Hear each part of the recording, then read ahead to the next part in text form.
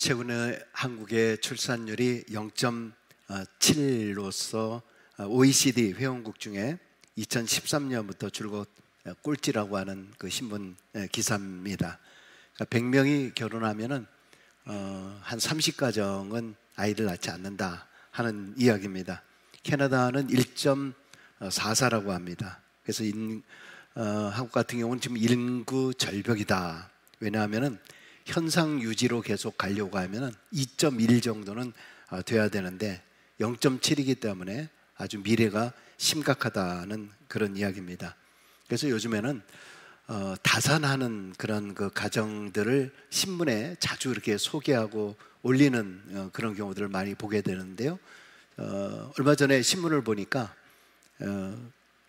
9번째 아이를 사진 한번 보여드릴게요. 9번째 아이를 출산한 강민정이라고 하는 그 가정인데 46살인데 벌써 이제 9번째 출산을 했다고 합니다. 부럽지 않으세요? 부럽지 않으세요? 너무 무식하다고 생각하세요? 3남 6녀인데요. 근데 그렇게 또 가족끼리 화목하다 그래요. 아이들끼리 서로 큰애가 아이들 또 잘 봐주고, 그래서 이런 거를 아마 자꾸 이제 신문에 올림을 통해서 사람들에게 이렇게 좋은 일이다라는 걸 이제 보여주고 있는 것 같습니다. 여러분, 세상에 아이가 태어나서 쭉 자라게 되죠. 그런데 태어난다라고 해서 모두가 다 정상적으로 잘 자라는 것은 아닙니다. 정상적으로 잘 자라나는 아이들은 어떤가? 먼저 쉬지 않고 호흡을 합니다. 그건 뭐 당연한 거죠. 어린아이뿐만이 아니라 우리 모두가 호흡하지 않으면 살 수가 없는 거죠. 그래서 아이든 성인이든 이 세상에 살아있는 존재는 모두 쉬지 않고 호흡합니다. 또 계속해서 아이는 먹습니다. 젖을 먹고 또 이유식 먹고 딱딱한 음식, 젖을 먹든 빵을 먹든 어쨌든 다 먹어야 됩니다. 그래서 먹는 것도 식욕과 먹을 수 있는 힘이 있어야 되죠. 아프면 식욕이 없습니다. 아기도 아프면 젖을 빠는 힘도 없고 그러면 살 수가 없습니다. 잘 먹지 않으면 잘 성장하지 않습니다. 그래서 엄마들이 부지런히 아이들 먹이려고 막 애쓰는 그런 모습을 봅니다. 또 아이들은 끊임없이 움직입니다. 아이들을 보고 야 가만히 있어, 조용히 해, 떠들지 마 라고 이야기하는 것은 무슨 의미일까요? 가만히 있어라는 얘기는 결국 죽으라 라고 하는 말과 똑같죠. 아이들은 아프면은 움직이지 않죠. 병들면은 움직이지 않습니다. 여러분, 그러니까 결국 이 아이들은 끊임없이 움직인다는 것은 끊임없이 살아있다라고 하는 그것을 우리에게 보여주고 있습니다. 아이들은 또 반복적인 행동을 통해서 지식을 습득합니다. 한 가지 행동을 위해서 수십 번, 수백 번, 수천 번 반복을 합니다. 근데 아이들은 그러면서도 내가 실패했다라고 생각하지 않는다고 해요. 아이들이 걷기 위해서 얼마나 아장아장 걷다가 쓰러집니까? 또 수도 없이 또 일어났다가 또 무릎이 깨지도록 또 그렇게 엎어집니다. 근데 그것이 너무나 안쓰러워가지고 만약에 아이가 걸음마를 하는데 안아주거나 무릎이 깨질까봐 나 걷지를 못하게 한다거나, 여러분 그러면 아이가 어떻게 되겠습니까? 평생 걷지 못하겠죠.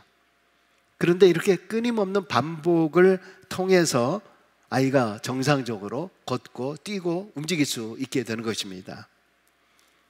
아이들을 보면은 어떤 사물을 보고 끊임없이 질문합니다. 엄마 이게 뭐야? 참새야. 또 지나가다 엄마 이게 뭐야? 참새야. 엄마 이게 뭐야? 참새야.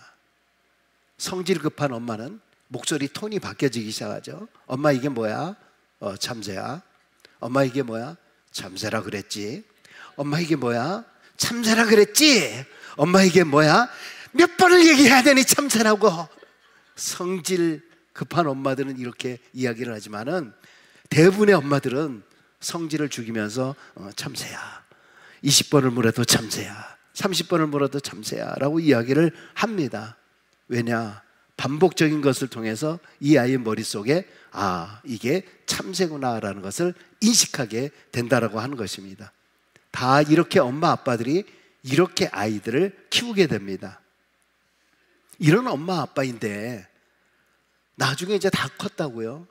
늙어서 부모가 핸드폰 가지고 와서 이거 어떻게 하니?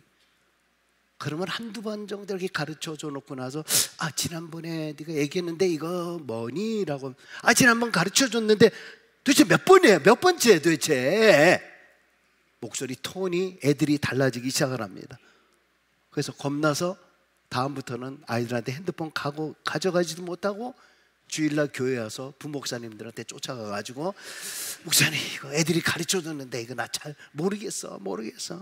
웃는 거 보니까 그러신 분들이 많으신 것 같아요. 그러신 분들 아이들한테는 겁나가지고 못 물어보겠다 그러신 분들이 참 많이 계세요. 그런데 얼마나 엄마들은 100번이고 200번이고 그렇게까지 대답을 해줬는데, 그래서 하는 말이 뭡니까? 너도 애 키워봐라 이놈 새끼야. 여러분, 어쨌든 자라지 않는 것의 특징 두 가지는 뭘까요? 병들었으면 자라지 않죠. 죽었으면 자라지 않습니다. 키가 우리가 더 자라는 것은 아니지만은 우리는 사실은 죽을 때까지 자라야 됩니다. 그것을 가리켜 성숙이라고 이야기를 합니다. 여러분, 무엇이 우리에게 성장하고 성숙해야 할까요? 우리가 신앙생활 6개월 하신 분, 10개월 하신 분, 1년 하신 분, 10년 하신 분, 20년 하신 분, 그리고 육신의 나이는 30년, 40년, 50년 쭉 나이가 갑니다. 신앙생활도 10년, 20년 쭉 해왔습니다. 여러분, 그런데 우리가 그러한 연수만큼 우리의 믿음이 자라고 더 성숙해 가고 있느냐라고 하는 것이 의문입니다. 가족들이 할머니에게 좋은 새 휴대폰을 사드렸습니다. 그래서 손녀가 할머니에게 전화를 했습니다. 이렇게 전화 통화를 하다가 갑자기 손녀가 할머니 우리 화상 통화해요. 그랬더니 할머니가 정색을 하면서 뭔 소리냐, 안 한다고, 절대 안 한다고.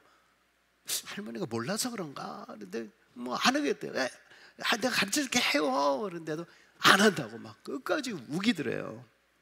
근데 나중에 보니까요, 이 할머니가 이렇게 얘기하더래요. 걔는 도대체 저렇게 그렇게 위험한 화상통화를 하려고 그러니 걔는 위험해서 내가 손녀 어떻게 될까봐 내가 화상통화 안 했다고 그러더래요. 화상통화를 가리켜서 통화하다 보면 이게 손에 화상이 날까봐 그게 걱정이 돼가지고 화상통화 안 한다 그랬대요. 웃어야 되는데 안 웃는 거 보니까 지금 무슨 말인지를 몰라서 지금 그러시는 것 같은데, 여러분, 할머니를 무시하고자 하는 그런 말은 아니죠. 요즘 할머니들도 얼마나 세련되는지 모릅니다. 교회도 보면 막 카톡으로 동영상도 막 만들어서 보내시고 무슨 그림 같은 거 새해 복 많이 받으세요 하고 막 이런 것도 만들어서 막 보내시고 얼마나 또 열심히 하시는 분들도 많은지 모릅니다. 그런데 요즘에 젊은 사람들도 그런 이야기를 해요. 하도 요즘에 새로운 것들이 계속 튀어나오니까 계속 공부하고 계속 관심 갖지 않으면은 따라가지 못하는 그런 시대가 되었다. 사실 저도 부지런히 신문이나 이런 것을 봅니다만 매번마다 뭐가 이렇게 바뀌어요. 뭐가 새로운 시대가 뭡니다. 뭐가 눈만 떴다라고 하면 새로운 것들이 얼마나 많이 나오는지 모릅니다. 그래서 어떤 분들은 모르겠다, 나 죽을 날도 얼마 안 남지 않았는데 나 다 포기하려다, 난 내 좋은 대로 살겠다, 그렇게 이야기하시는 분들도 있습니다만, 어쨌든 세상이 너무 많이 쉽게 바뀌어져서 적응을 못하겠다 하시는 분들이 참 많습니다. 여러분, 사실 예전에는 그냥 고등학교나 대학교나 이런 데서 배웠던 거 자기 전공이다 그래가지고 그걸 가지고 사회에 나와가지고 수십 년 동안 써먹었잖아요. 다 써먹었습니다. 여러분, 그런데 지금은요, 내가 전공하고는 아무런 상관이 없는 거예요. 지금의 시대는 워낙 바뀌어졌기 때문에 그거를 써먹으려고 하면 벌써 다 올드한 것이 돼버리는 거예요. 그래서 하는 말이 지금은 평생 공부의 시대다, 평생 배워야 하는 시대다, 이렇게 이야기를 합니다.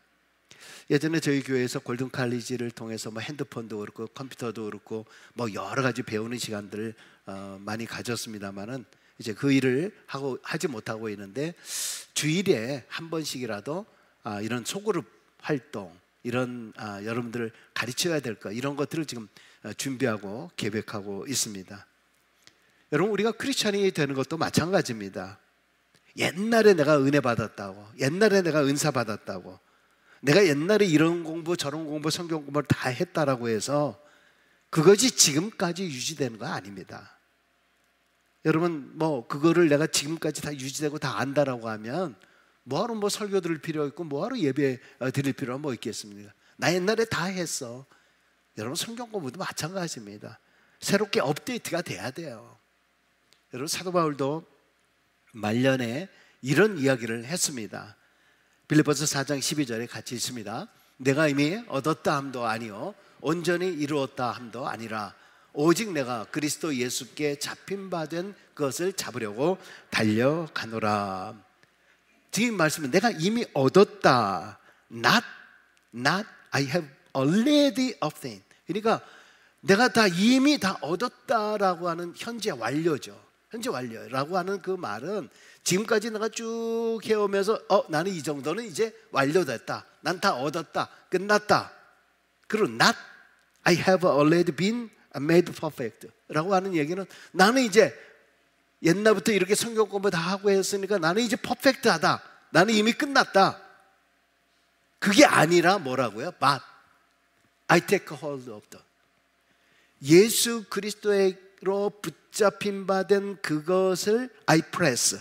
내가 지금 계속 그 길을 밟고 있다. 현재, 또 헬라어 원어를 보면 현재 진행형으로 되어 있다는 겁니다. 지금 이게 누가 얘기한 겁니까? 우리가 잘 알고 있는 사도 바울이 얘기한 거예요. 사도 바울이 말년에 얘기한 겁니다. 그렇게 위대한 신학자이고 성령으로 충만한 이 사도 바울의 입을 통해서 고백하는 게 나는 완성된 존재가 아니라는 거죠. 이 이야기는 우리 그리스도인들은 이미 다 완성된 존재, 다 된 존재가 아니라 아무리 오래 믿었어도 아무리 배웠어도 우린 계속 그리스도 예수께 붙잡힌 자로서 계속 성장해 나가야 하는 ing, 현재 진행형으로 계속 나가야 하는 그런 존재라는 거예요. 누구도 퍼펙트한 사람 없는 거예요. 누구도 완전한 사람 없는 거예요. 그렇다라고 하면 우리가 누구를 향해서 손가락질 할 수 있는 거 아무도 없어요. 저 사람은 어떻다, 이 사람은 어떻다라고 얘기할 수 있는 사람 아무도 없습니다. 우리가 아직도 다 완전한 존재가 못 되어 있다라고 하는 겁니다.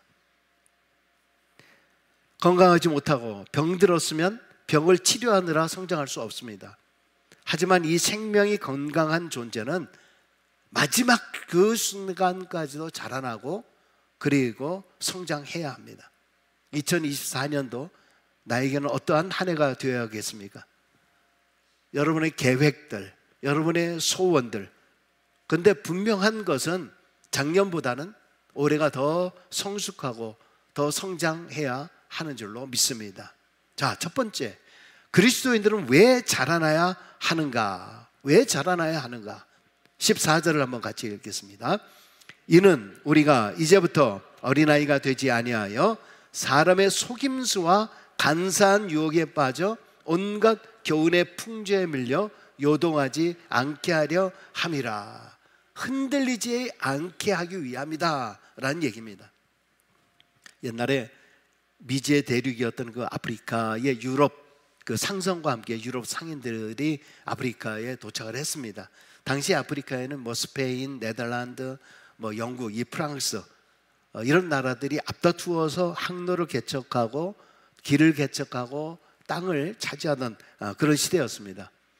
어떤 한 유럽 상인이 흑인들이 살고 있는 마을에 도착을 했습니다. 근데 마을 오기에 이렇게 도착해서 보니까 아이들이 이 공깃돌 놀이를 이렇게 하고 있는 겁니다. 근데 공깃돌을 이렇게 가만히 보니까 거기서 번쩍번쩍거리고 저게 뭔가 보니까 사파이어, 다이아몬드, 이 보석, 원석을 가지고 돌장난을 하고 있더라는 거죠. 그래서 상인이 얼른 자기 주머니에 있는 사탕을 꺼내가지고 한 번씩 다 먹였어요. 그러니까 사탕을 먹으니까 세상에 이렇게 달콤한 게 어디 있어. 그래서 애들이 너무 맛있으니까 더 달라고 애들이 막 이렇게 얘기를 하니까 그래 더 줄게. 대신에 너희 갖고 있는 그 돌 나한테 줘라. 그래서 그 사파이어, 다이아몬드 이거를 받으면서 사탕을 하나씩 주는 거예요. 그러면서 먹고 나서 얘네들이 또 달라 그러니까 내가 내일 다시 올 테니까 너희들 이 돌을 다시 가져오면은 돌 하나에 내가 사탕 하나씩 주겠다. 그렇게 바꿔준다고 얘기를 한 겁니다. 보석 원석을 가져와서 사탕과 바꿨다는 거예요. 우리 한번 저 아프리카 오지에 다 같이 한번 순례를 한번 떠나가 보면 어떨까 모르겠습니다. 아직도 그런 것이 있지 않을까 싶은데요. 아이들이 왜 그랬을까요? 당연히 모르니까 그러죠. 당연히 그 가치를 몰랐으니까 그러죠. 가치를 알았다라고 하면 그렇게 하지 않았을 겁니다. 자신이 지금 얼마나 귀한 것을 가지고 있는지 모르니까 겨우 사탕 하나에, 사탕과는 비교할 수 없는 보석을 빼앗기면서도 오히려 사탕을 받았다고 즐거워한 거죠. 여러분, 이 이야기는 우리 그리스도인들이 왜 더 잘하고 배우고 성숙해야 하는지를 우리에게 말씀해 주고 있습니다. 하나님께서는 우리에게 세상에서 비교할 수 없는, 세상의 가장 보석과 같은, 세상의 가장 귀한 보물 예수 그리스도를 우리에게 주셨습니다. 이 세상의 모든 것과 비교할 수 없는 바로 그 예수, 예수를 통해서 우리는 하나님 나라의 큰 권세를 우리가 받게 된 것입니다. 하나님 자녀의 권세가 우리에게 있다라고 하는 것입니다. 그 권세를 통해서 우리는 하나님 나라에 구원받은 존재로 들어갈 수 있는 존재가 된 겁니다. 이것을 천사도 흠모하는 것이라 그랬어요. 천사들도 흠모하는 것. 하나님께서 천사들을 위해서 독생자 예수 그리스도를 보내신 것이 아니라 바로 인간을 위해서 독생자 예수 그리스도를 보내주시고 우리로 하여금 예수 그리스도를 통해서 하나님의 자녀가 되는 권세를 주셨다는 거예요. 이 가치를 지금 우리가 모르고 있다라고 하는 것입니다. 근데 이것이 얼마나 천사도 흠모하는 것인지 찬송가 508장에 보면은 우리가 지금은 나그네 되어도 화려한 저 천국에 머자나 가리니 이 세상 있을 때 주 예수 위하여 끝까지 힘써 일하세 뭐요? 주에게 부탁하시니 천사도 흠모하겠네. 천사도 흠모하겠네. 하나님께서 우리 사람에게, 예수 믿는 우리에게 주신 하나님의 자녀의 이 권세, 천국을 들어갈 수 있는 귀한 이 권세, 이것이 바로 천사도 흠모하는 권세를 우리에게 주셨다는 거예요. 할렐루야. 사람들이 장례식을 하거나 이런 죽음을 보면서 나도 죽겠구나 이렇게 생각을 하면서도 실제 자기 자신의 죽음은 아직 멀었다라고 생각을 한다 그럽니다. 여러분, 사실 시간이라고 하는 것은 멈추지 않습니다. 돌아보면 한 해가 얼마나 빨리 지나갔습니까? 돌아보면 지난 10년, 지난 20년, 30년이 얼마나 화살처럼 빠르게 지나갔는지 모릅니다. 스스로 돌아보면 나도 아장아장 걸었을 때가 있었어요. 나도 학창시절이 있었어요. 나도 꽃다운 20대가 있었습니다. 그러다 결혼해서 아버지 어머니가 돼요. 그러다가 손주들이 생기면서 할아버지 할머니가 됩니다. 그리고 점차 주님 앞에 설 날이 가까워 옵니다. 여러분, 그런데 우리가 하나님 앞에 갈 때 우리 손에 쥐고 갈 수 있는 것이 무엇일까요? 우리가 하나님 앞에 섰을 때에 하나님의 자녀의 권세라고 하는 것이 얼마나 귀중합니까? 얼마나 귀합니까? 하나님의 자녀라고 하는 그 하늘나라의 시민권이라고 하는 것이 천국의 자동 패스가 되는 거예요. 할렐루야. 바로 그 권세가 천사가 흠모하는 것이래요. 천사도 갖지 못한 그 권세, 그 가치를 내가 가지고 있는 거예요. 여러분, 그 권세를 하찮게 여기지 않기를 바랍니다. 우리가 성숙하고 성장하는 것은 선택사항이 아닙니다. 건강한 그리스도인들은 작년보다 올해가 더욱더 성숙하고 더 성장하며 하나님의 권세가 무엇인지를 더 깨달아야 하는 줄로 믿습니다. 그렇다면 두 번째, 우리가 어떻게 성장을 해야 합니까? 13절입니다. 같이 읽습니다. 우리가 다 하나님의 아들을 믿는 것과 아는 일에 하나가 되어 온전한 사람을 이루어 그리스도의 장성한 분량이 충만한 데까지 이르니니. 1813년에 인류 최초의 증기기관차를 발명한 사람이 영국의 스티븐슨입니다. 이 스티븐슨은 어려운 가정에서 태어났습니다. 아버지는 탄광 광부였습니다. 이 스티븐슨은 글자도 몰랐고요, 또 수학도 몰랐습니다. 그런데 핸드슨이라고 하는 여인과 결혼을 했는데 이 여인이 남편에게 글자도 가르쳐주고 수학도 가르쳐줬습니다. 중간에 포기하려고 할 때마다 옆에서 언제나 격려하고 힘을 북돋아 주었습니다. 스티븐슨은 아내의 헌신적인 내조에 힘입어서 인류 최초로 증기기관차를 만들게 되었습니다. 흰 연기를 뿜으며 기차가 달리기 시작을 했습니다. 그때 스티븐슨은 자기 아내에게 이렇게 말했다고 합니다. 여보, 저기에 당신의 꿈이 달리고 있어. 당신의 꿈이 달리고 있어. 아내가 가졌던, 스티븐슨이 가졌던 이 모든 것, 결국 아내의 덕분으로 자신의 꿈을 이룰 수 있게 된 것이죠. 가끔 부부의 관계가 힘을 부여해 주는 관계가 아니라 힘을 빼는 관계들이 있어요.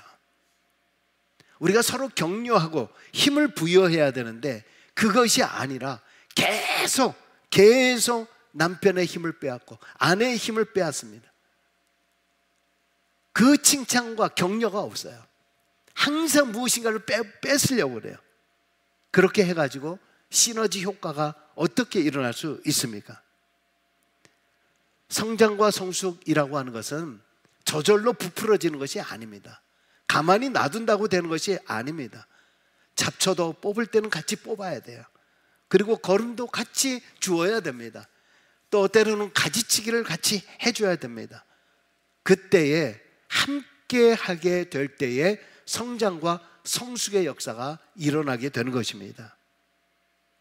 세 번째, 그러면 그리스도인이 성장하고 성숙해야 될 목표가 무엇인가라고 하는 것입니다.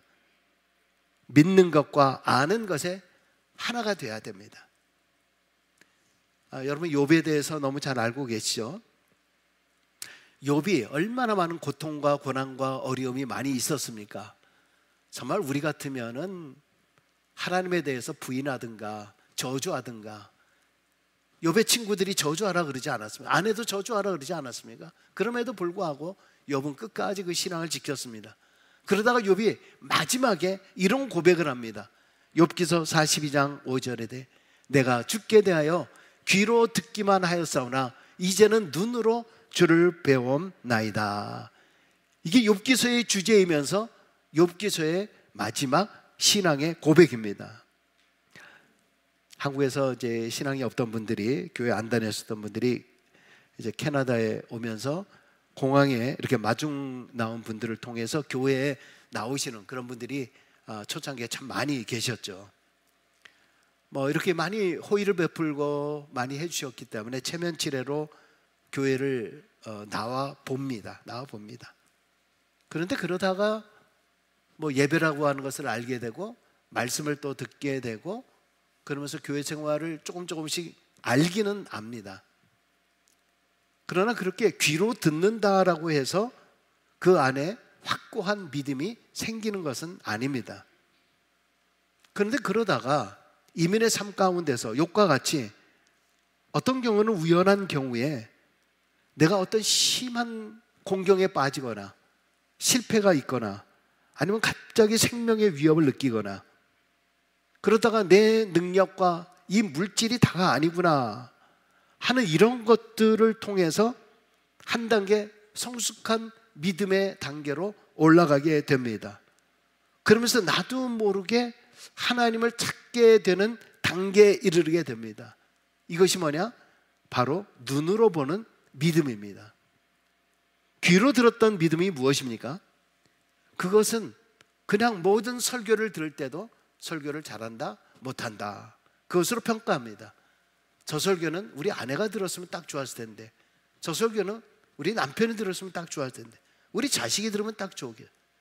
말씀을 전부 나의 것이 아니라 그 사람의 것으로 판단하고 생각을 합니다. 귀로만 들었던 믿음이라고 하는 것은 내 믿음이 아니라 남의 믿음입니다. 그런데 눈으로 보는 믿음이라고 하는 것은 비로소 내 안에 영적인 눈이 뜨여지는 것을 말합니다. 그래서 어느 날부터 그 말씀이 남의 말씀이 아니라 나의 말씀으로 다가오기 시작을 합니다. 그리고 나에게 주시는 말씀으로 여겨지게 됩니다. 그 말씀이 어느덧 내 안에서 성령의 역사로 말미암아 나도 모르게 뭔가 감동이 있어요. 이게 뭐지? 그게 바로 은혜라는 것입니다. 은혜라는 걸 생각을 안 해봤는데 어느 순간에 말씀이 내 안에 엔카운터, 만나게 되는 거예요. 이것이 은혜가 되기 시작합니다. 이 은혜가 되면서 이것이 우리의 믿음으로 성숙시켜 주는 것이죠. 그래서 눈으로 보는 믿음, 성숙한 믿음이라고 하는 것은 간접 믿음이 아니라 직접 믿음이 되는 거예요. 누가 시켜서가 아니라 내가 어느 날 직접 성경 통독을 하는 거예요. 성경을 내 스스로가 짚기 시작하는 거예요. 예전에는 늘상 기도해달라, 기도해. 와이프 보고 네가 기도해. 나보다 믿음 좋으니까 네가 다 기도해. 그런데 어느 날 내가 기도하기 시작을 해요. 어느 날 그냥 찬양대만 쳐다보고 있다가 내가 찬양대를 하고 있어요. 내가 직접 교사를 하고 있어요. 내가 직접 성전 미화를 내가 하고 있어요.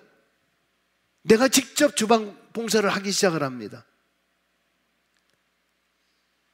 눈으로 보는 그런 믿음이라고 하는 것, 성숙된 믿음이라고 하는 것은 내가 직접 하게 될 때, 그때 나도 모르게 성숙해지게 되는 거예요. 내 스스로 서게 되는 거예요. 그동안은 내 와이프의 신앙이었고 내 남편의 신앙이었는데 어느 날부터 내 신앙으로 내가 기도하기 시작을 해요. 믿는 것과 아는 것에 하나가 되어면 나도 모르게 성장하게 되는 것이죠. 그래서 두 번째는 그리스도의 장성한 분량으로 충만해지기 시작을 하는 겁니다. 이것은 우리가 신앙생활을 하는 목적이며 또한 목표가 되는 겁니다. 그리스도의 장성한 분량이 충만한 데까지라고 하는 말은 그리스도와 같이 그 분량대로 충만하도록 나아가는 것을 말합니다. 이 이야기는 그리스도로 충만하다는 것은 그 전에 모든 생각은 내 생각밖에 없었어요. 나의 판단, 내 생각. 그런데 어느 날부터 그리스도로 충만하다라고 하는 것은 나도 모르게 내 머릿속에서 내가 이 삶이 그리스도를 따르는 삶이 맞나? 지금 내 생각이 주님이 과연 좋아할까? 내가 이런 행동을 하는 것에 대해서 주님이 어떻게 생각을 하셨을까? 내 삶의 주관이 나가 아니라 어느 날부터 하나님을 생각하게 되고 주님을 내 안에 이렇게 품게 되기 시작을 하는 것. 여러분, 사람이 언제 철이 듭니까? 언제 철이 들어요? 철이 든 거를 어떻게 알아요? 14살이요? 16살이요? 나이 가지고 되는 게 아니잖아요. 50이 돼도 60이 돼도 철 안 든 사람 많아요. 그러면 철든 것을 언제 알아요? 우리가 철든 것을 아는 것은요, 자기밖에 몰랐던 아이가 어느 날 조금씩 크기 시작을 하더니 자기가 아르바이트를 해가지고 자기가 번 것을 아빠의 넥타이를 슬쩍 사다가 주기 시작하고, 어느 날 엄마의 내복, 요즘엔 내복을 안 입겠죠? 요즘에는 엄마 화장품 같은 거를 뭘 하나 슬쩍 갖다 놓는다거나, 뭔가 부모님께 감사하다라고 하는 카드라도 하나 쓴다거나,